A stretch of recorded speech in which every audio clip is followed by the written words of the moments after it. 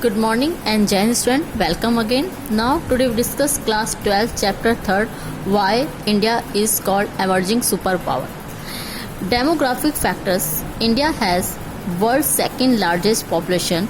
A large number of India population, about 50%, is below the age of 24. This provides that nation with a large workforce for many years help in its growth. जैसा कि हम जानते हैं कि जो India है वो second largest population country है। चाइना के बाद इंडिया का नंबर आता है लार्जेस्ट पॉपुलेशन में।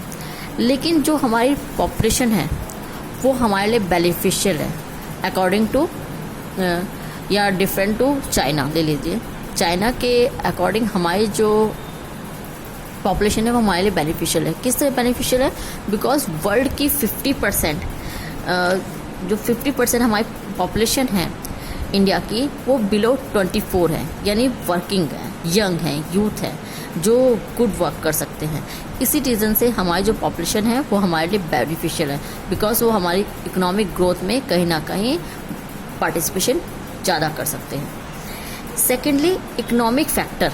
India is the second larger producer of food next to China.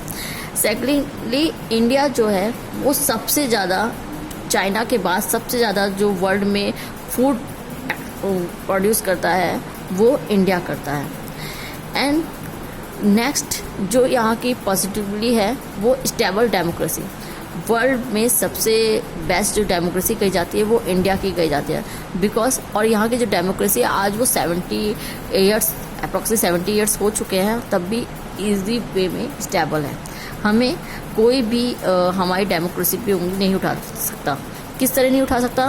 Because आज भी हम चाहे हमारे प्रेसिडेंट है, प्राइम मिनिस्टर है, कोई भी पावरफुल पर्सन है, उसके अगेंस्ट में हम अपनी वॉइस को रेज कर सकते हैं, उसको अपोज कर सकते हैं। किसी भी पॉलिटिकल पार्टी के अगेंस्ट में बोला जा सकता है, गवर्नमेंट के अगेंस्ट में ऑर्डिनरी पीपल बोल सकते हैं। मीडिया यहाँ फ्री है, ठीक है, किसी को भी अपोज करने में, किसी की भी अगेंस्ट बोलने में। अगर कोई वो वर्क रॉन्ग कर रहा है तो उसके अगेंस्ट में पब्लिक प्रोटेस्ट करती है, मूवमेंट करती है, उसको उसके वर्क रॉन्ग है, राइट है, ये पूरी तरह से ईजिली बता सकती है। इसलिए यहाँ की जो डेमोक्रेसी है वो स्टेबल है और वो कहीं ना कहीं राइट वे में वर्क कर रही है।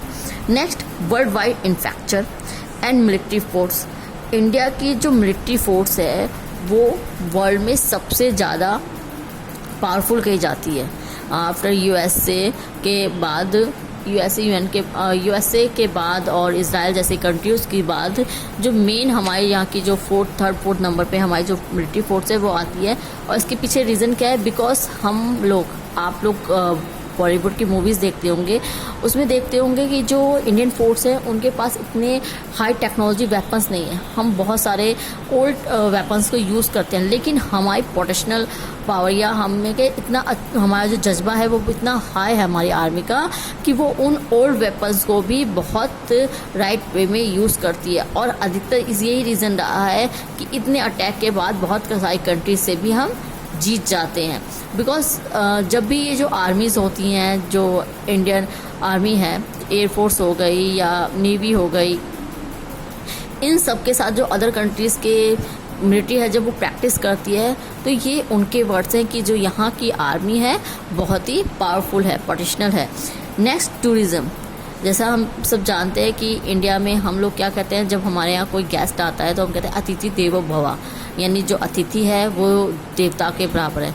इसी रीज़न से यहाँ जो टूरिज़्म है वो भी काफ़ी बड़ा है। और यहाँ पे टूरिज़्म के कारण जो भी फॉरेन कंट्री से, लाइक हमारे यहाँ जब कुंभ का मेला होता है या फिर बड़े बड़े कोई मेले होते हैं तो फॉरेन कंट्री से लोग यहाँ आते हैं, हमारे कल्चर को अडॉप्ट करते हैं। लाइक आप लोगों ने देखा होगा जब कुंभ का मेला होता है, जितनी भी फॉरेन कंट्री से लेडीज़ वगैरह आते हैं वो हमारी तरह साड़ी पहनती हैं और हमारे कल्चर को अडॉप्ट करके बहुत सारे फॉरेन कंट्रीज़ के लोग यहाँ आके मैरिज करते हैं, हमारे कल्चर को अडॉप्ट कर लेते हैं।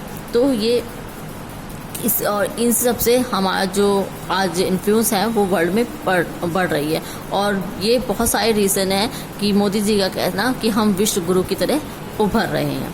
Now, science and technology.